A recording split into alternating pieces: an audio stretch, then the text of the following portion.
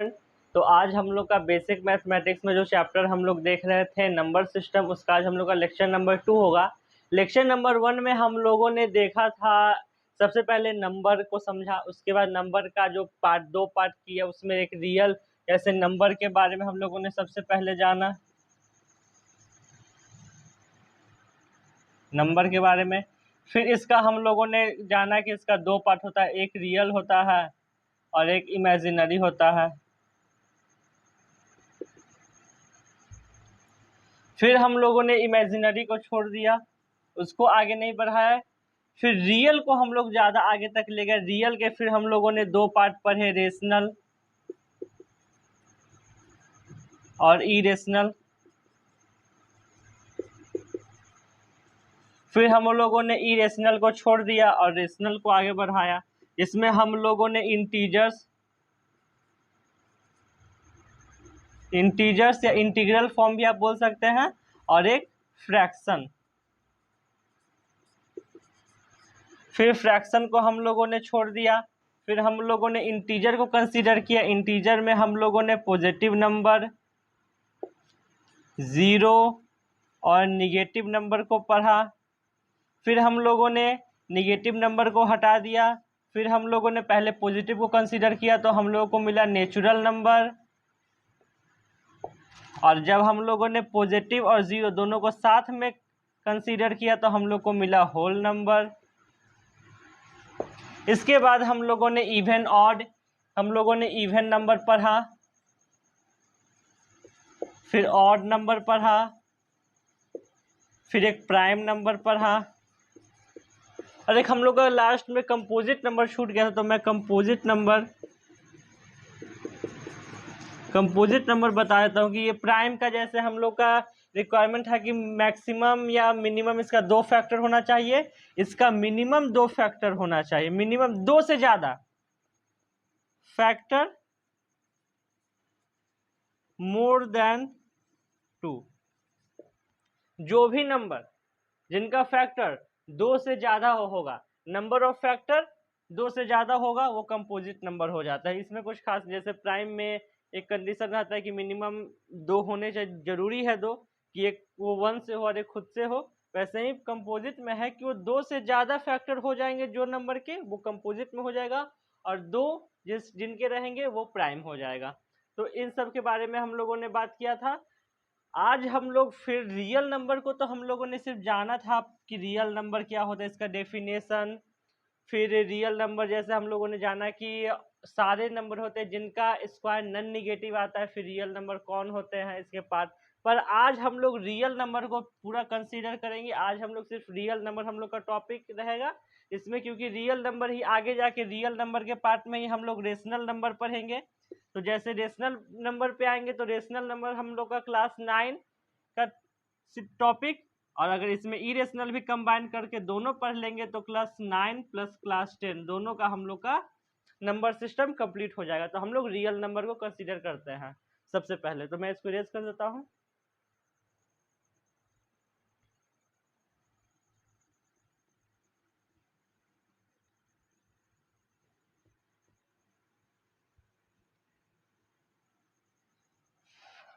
हम लोग आज पढ़ेंगे operation on real number, operations on real numbers. Operations on real number में हम लोग क्या पढ़ेंगे, तो सबसे पहले जानते हैं ऑपरेशन में हम लोग सबसे पहले पढ़ेंगे एडिशन, सब्ट्रैक्शन, मल्टीप्लिकेशन और डिवीजन एक है। और जब ये हम लोग का चारों बेस कंप्लीट हो जाएगा, चारों में हम लोग का बेस अच्छा हो जाएगा, तो हम लोग एक रेशनलाइज करना सीखेंगे। रेशनलाइज करना सीखेंगे, जो क्लास 9 के नंबर सिस्टम का बहुत इंपॉर्टेंट टॉपिक है। रेशनलाइज द डिनोमिनेटर, रेशनलाइजेशन का यूज आगे तक है। तो हम लोग को अगर रेशनलाइजेशन पढ़ना है मेन, तो आपको 9 में रेशनलाइजेशन ही डायरेक्ट देखने को मिलेगा। पर रेशनलाइजेशन पढ़ने से पहले हम लोग को उसमें एडिशन, सब्ट्रैक्शन, मल्टीप्लिकेशन और डिवीजन आना चाहिए, तब हम लोग रेशनलाइजेशन अच्छे से सीख पाएंगे। नहीं तो फिर अगर डायरेक्ट रेशनलाइजेशन पढ़ेंगे तो उसमें कि ये ऐड कैसे हो गया, ये कौन सा प्रॉपर्टी है, उसमें फिर हम लोग को दिक्कत हो जाएगा। तो इसलिए हम लोग ये चारों को सेपरेट पढ़ लेंगे, उसके बाद चारों का कंबाइंड फॉर्म रेशनलाइजेशन में होता है, इसलिए हम लोग उसको बाद में देखेंगे। तो हम लोग सबसे पहले, मैं इसको रेस कर देता हूँ।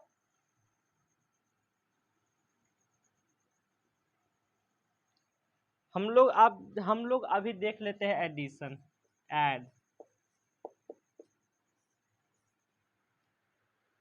हम लोग एकदम बेस से चलते हैं, रियल नंबर हम लोग लास्ट लेक्चर में सारा इसके बारे में समझ गए थे।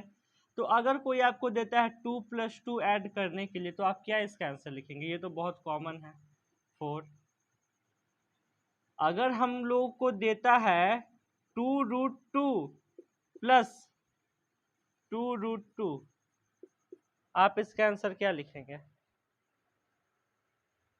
यहाँ पे यही हम लोग को सीखना है, ये तो हम लोग का बहुत कॉमन है, ये तो हम लोग को इसमें पढ़ना भी नहीं, तो बस एग्जाम्पल के लिए भी रियल नंबर का ही ऑपरेशंस में आता है, ये रियल नंबर के ही ऑपरेशंस में आते हैं।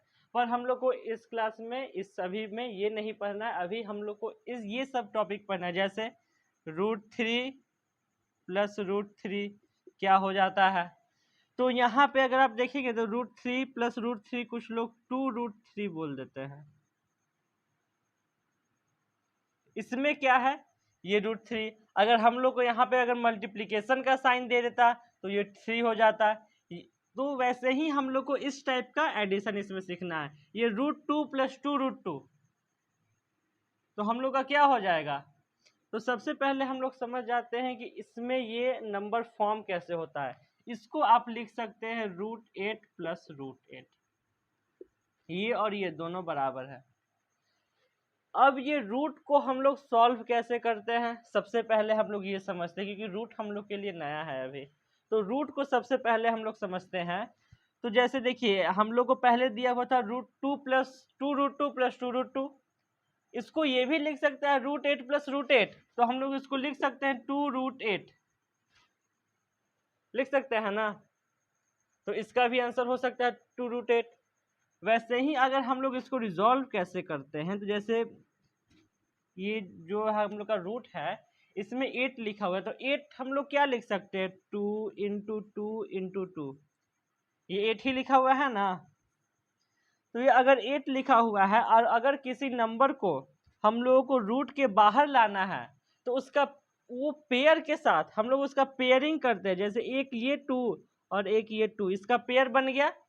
अब ये पेयर को जैसे ही बाहर लाएंगे तो ये पेयर 1 हो जाएगा, ये पेयर साथ में कम, जैसे रूट के अंदर ये 2 × 2 है, पेयर में है, पर अगर जैसे ही इसको बाहर लाएंगे तो ये सिर्फ 2 हो जाएगा। अगर दो पेयर हम जैसे पेयर में ला रहे हैं, तो पेयर मेरे पास कितना है, 1, तो 1 नंबर आगे लिखा जाएगा। हम लोग रूट इस तरह से सॉल्व करते हैं। तो यहाँ से हम लोगों ने एक पेयर के जगह पे आगे एक 2 लिख दिया, फिर अंदर में एक 2 बच गया, तो इसके लिए हम लोगों ने √2 लिख दिया। तो √8 यही तो लिखा हुआ है, 2√2 √8। हम लोग अगर इसको रिजॉल्व करते हैं, तो हम लोग को दिया हुआ है 2√8, तो 2 तो हम लोग को कॉमन है, इसके अंदर 2 × 2 × 2, तो बाहर क्या आ जाएगा, एक 2, 4√2। अगर आप लोग इसको भी ऐड करते तो ये 4√2 ही आता। तो इस तरीके से सबसे पहले हम लोग रूट को सॉल्व करना सीखते हैं। तो आप लोग इसको नोट कर ले, मैं इसको इरेज कर रहा हूं, तो मैं इसको इरेज कर देता हूं।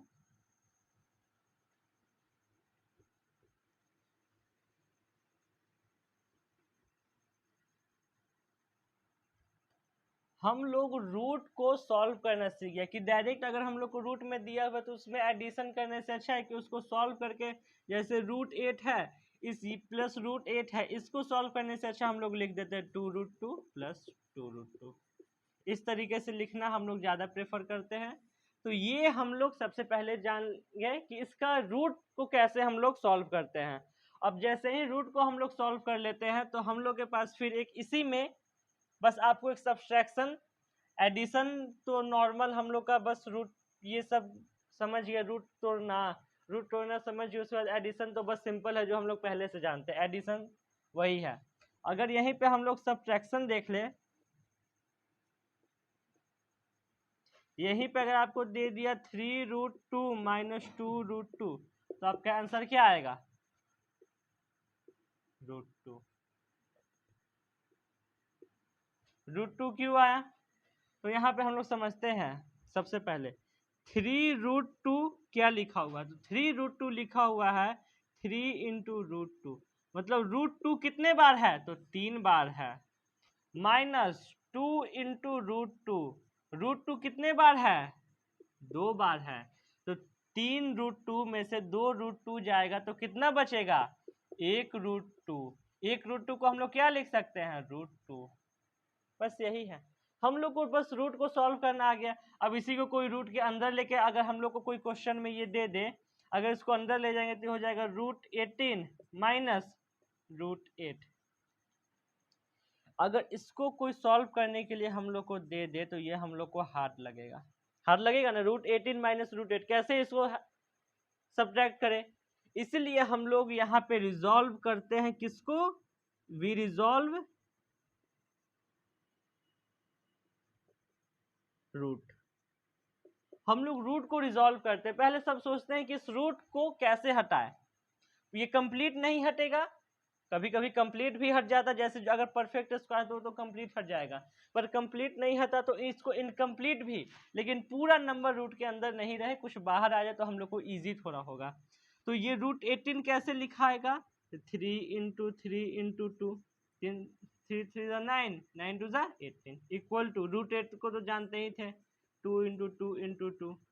तो ये पेयर था, आगे एक आ गया 3 √2 माइनस ये भी पेयर, ये तो पहले ही हम लोग डिस्कस कर चुके हैं, ये आ गया। तो आपको क्वेश्चन ऐसे घुमा के भी दे सकता है, तो आपको ये रिजॉल्व करने आना चाहिए रूट को, कि हम लोग कैसे इसको रिजॉल्व करें। बाकी इसका जो एडिशन है और सब्ट्रैक्शन है बहुत कॉमन है, ये बहुत को तो आता भी होगा ये, कि इस टाइप का एडिशन बस उनको दिक्कत हो जाता होगा ये रूट के कारण। तो हम लोग बस इसमें रूट को सॉल्व करना सीखें। इसके बाद मेन हम लोग मल्टीप्लीकेशन में देख लेते हैं, तो आप लोग इसको नोट कर लें, मैं इसको इरेज कर देता हूं।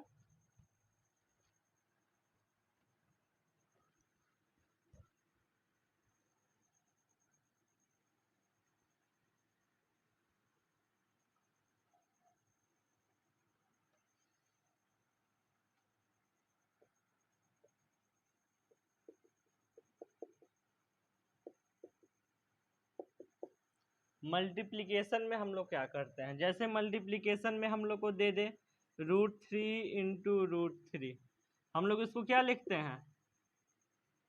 √3 इंटू √3 को हम लोग क्या लिखते हैं? यहाँ पे कुछ लोग कंफ्यूज होकर ये भी बोल सकते हैं कि 2√3, पर ये गलत है।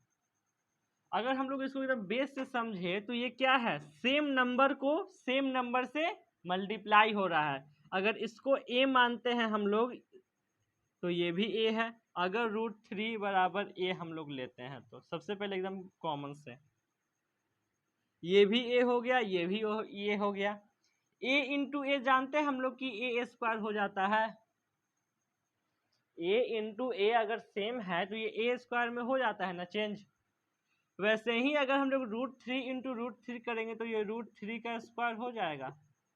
और हम लोग जानते हैं कि अगर इसको हम लोग रिजॉल्व करेंगे तो ये वो जो पावर में 2 है इस रूट को हटा देगा। जैसे ही ये पावर और ये रूट कैंसिल हो गया तो हम लोग को आंसर आ जाता है 3। तो इसका आंसर हम लोग का होगा 3। कैसे होगा? सेम नंबर से मल्टीप्लाई हो रहा है तो क्या हो रहा है कि उसका स्क्वायरिंग हो रहा है। स्क्वायरिंग हो रहा है तो ये जो पावर में 2 होता है ये रूट को कैंसिल आउट कर देता है, कैंसिल आउट करता है तो बस वो नंबर जो है हम लोग को बच जाता है, ये है। इसके बाद कुछ कॉमन नहीं है, जैसे √3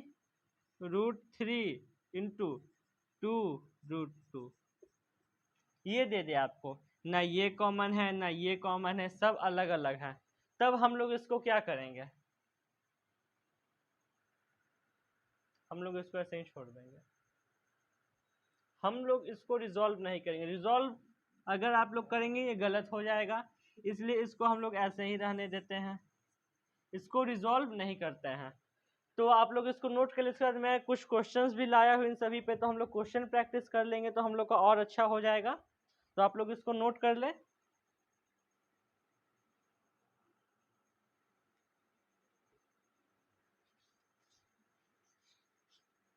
तो मैं इसको इरेज कर देता हूँ।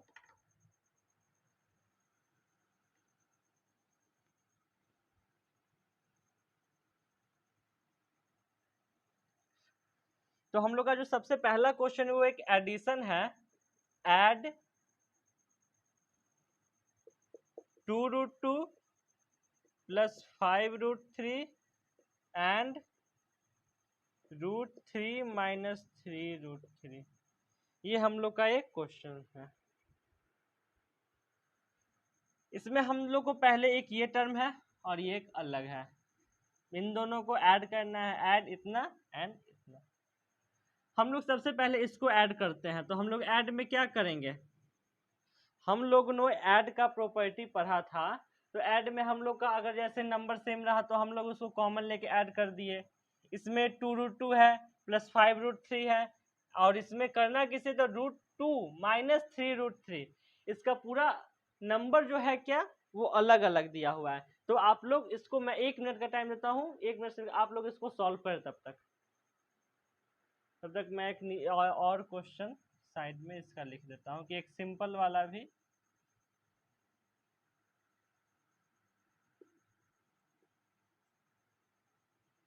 आप लोग इसको तब तक सॉल्व करें, मैं हट जाता हूँ।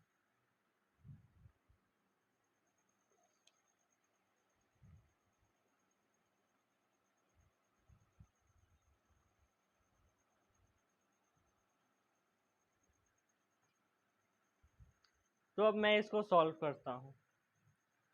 तो हम लोग इसको अलग अलग पार्ट में तो दिया हुआ है, पर हम लोग के लिए इजी क्या रहेगा, इसमें देख रहे हैं, इसमें √2 है, इसके पास भी √2 है, इसमें √3 है, इसमें भी √3 है। तो क्या हम लोग इसको साथ में लाते हैं, देखते हैं। 2√2 प्लस 5√3 ये एक पेयर में है, प्लस √2 माइनस 3√3 ये दूसरे पेयर में है। अगर हम लोग ब्रैकेट ओपन करेंगे तो 2√2 प्लस 5√3 प्लस √2 माइनस 3√3। हम लोग इसको अलग अलग कर देते हैं, इसको इसके साथ ले आते हैं। 2√2 प्लस √2 प्लस 5√3 माइनस 3√3। अगर इसको आप लोग ऐड करेंगे, √2 प्लस √2 3√2 प्लस 5√3 माइनस 3√3 2√3। तो ये हम लोग का क्या हो गया, आंसर हो गया। इसको हम लोग को ये नहीं करना है कि इन दोनों को कैसे, हम लोग को बस देख लेना है कि इसमें जो रूट में कॉमन है ये कहीं और कॉमन है क्या। तो हम लोगों ने देखा कि हाँ, इस वाला जो पेयर है इसमें कॉमन है, तो इन दोनों को एक साथ ले आते हैं। इसमें मैंने ये इसलिए दिया क्योंकि हम लोग इसको ऐसे ही छोड़ देंगे, इसको ऐड नहीं करेंगे, क्योंकि हम लोग को पेयर कॉमन कुछ नहीं दिख रहा है। ये √2 प्लस 3√5 है, हम लोग इसको ऐसे ही छोड़ देंगे, ये नंबर ऐसे ही रह जाएगा। इसके बाद तब तक आप लोग इसको नोट कर ले, फिर मैं दूसरा क्वेश्चन देता हूं। तो मैं इसको इरेज कर देता हूं।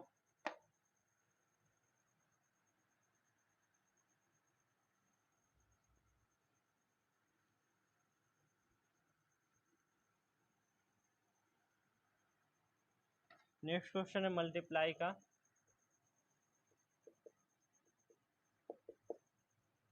6√5 बाई 2√5। ये जो सारे क्वेश्चन है ये एनसीईआरटी के ही हैं। और आप इनमें देखिए कि ये कॉमन दे दिया, दोनों कॉमन दे दिया, मतलब हम लोग का काम बहुत इजी हो गया, हम लोग कुछ नहीं करना, बस कॉमन दिया। 6√5 इंटू 2√5, ये दोनों कॉमन है, इन दोनों को आपस में मल्टीप्लाई कर दीजिए, क्या हो जाएगा 12√5। ये कॉमन है। तो एक चीज यहाँ पे आता है कि यहाँ पे 12√5 क्यों हम लिख दिए। 12√5 कैसे होगा, अगर ये दोनों मल्टीप्लाई होंगे तो ये दोनों भी तो आपस में मल्टीप्लाई होंगे। हम लोग यही पिक करते हैं कि सिर्फ आगे वाले को मल्टीप्लाई कर देते हैं पर पीछे वाले को वैसे ही छोड़ देते हैं, जबकि पीछे वाला भी मल्टीप्लिकेशन में होता है। तो हम लोग का ये 12 तो यहाँ पे आ गया, पर अगर √5 इंटू √5 आप करेंगे तो हमारा क्या आएगा, हम लोग √5। तो हम लोग यहाँ पे एक प्रॉपर्टी देखें कि ये भी ए है, ये भी ए है, तो ये क्या हो गया, ए स्क्वायर के बराबर हो गया। तो √5 स्क्वायर, स्क्वायर से ये कैंसिल, तो क्या बच गया 5। तो 12 इंटू 5, तो 12 5 जा 60। तो हम लोग का आंसर क्या आ गया, 60 आ गया। तो ये हम लोग का मल्टीप्लिकेशन का सारा था। फिर हम लोग जो एक डिवीजन बचा, डिवीजन में कुछ खास है नहीं, रेशनलाइजेशन हम लोग कल का जो हम लोग का लेक्चर नंबर 3 होगा उसमें हम लोग का मेन फोकस रेशनलाइजेशन होगा। रेशनलाइजेशन टॉपिक बहुत छोटा है पर उसका क्वेश्चन प्रैक्टिस बहुत इंपॉर्टेंट है। उसका हम लोग कल, टॉपिक तो आपको 5 मिनट में ही हो जाएगा पर उसका क्वेश्चन प्रैक्टिस में टाइम लगेगा। तो हम लोग कल का पूरा लेक्चर समझिए मैक्सिमम टाइम क्वेश्चन प्रैक्टिस में जाएगा। अगर ये वीडियो अच्छा लगा तो इस वीडियो को लाइक शेयर एंड इस चैनल को सब्सक्राइब कर लो। Thank you.